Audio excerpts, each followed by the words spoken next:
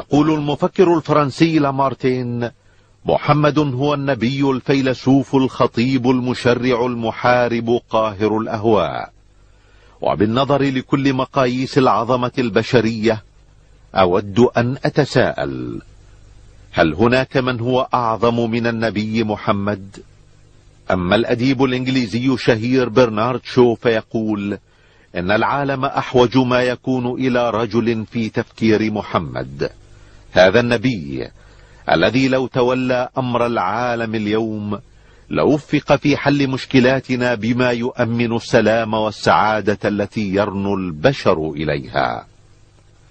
أما مايكل هارت فيقول إن اختياري محمدا ليكون الأول في أهم وأعظم رجال التاريخ قد يدهش القراء، لكنه الرجل الوحيد في التاريخ كله الذي نجح أعلى نجاح على المستويين الديني والدنيوي.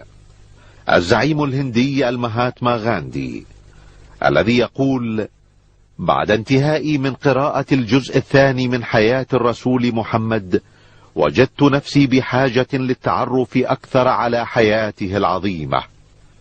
إنه يملك بلا منازع قلوب ملايين البشر.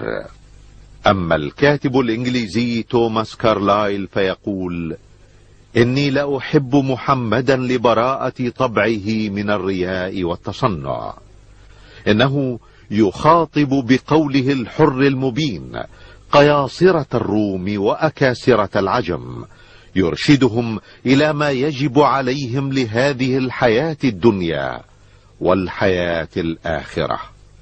أما الأديب البريطاني جورج ويلز فيرى في محمد صلى الله عليه وسلم أعظم من أقام دولة للعدل والتسامح. أما الباحث الإنجليزي لايتنرز فيقول: إني لأجهر برجائي بمجيء اليوم الذي يحترم فيه النصارى المسيح عليه السلام احتراما عظيما باحترامهم محمدا. ولا ريب في أن المسيحي المعترف برسالة محمد صلى الله عليه وسلم وبالحق الذي جاء به هو المسيحي الصادق. ويرى الأديب الروسي الشهير تولستوي أن شريعة محمد ستسود العالم لانسجامها مع العقل والحكمة.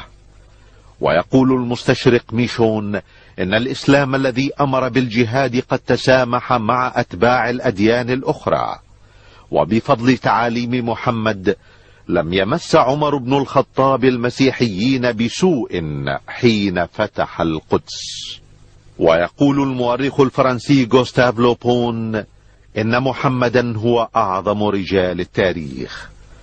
أما مؤلف موسوعة قصة الحضارة ويل ديورانت فيقول: إذا ما حكمنا على العظمة بما كان للعظيم من أثر في الناس قلنا إن محمدا هو أعظم عظماء التاريخ.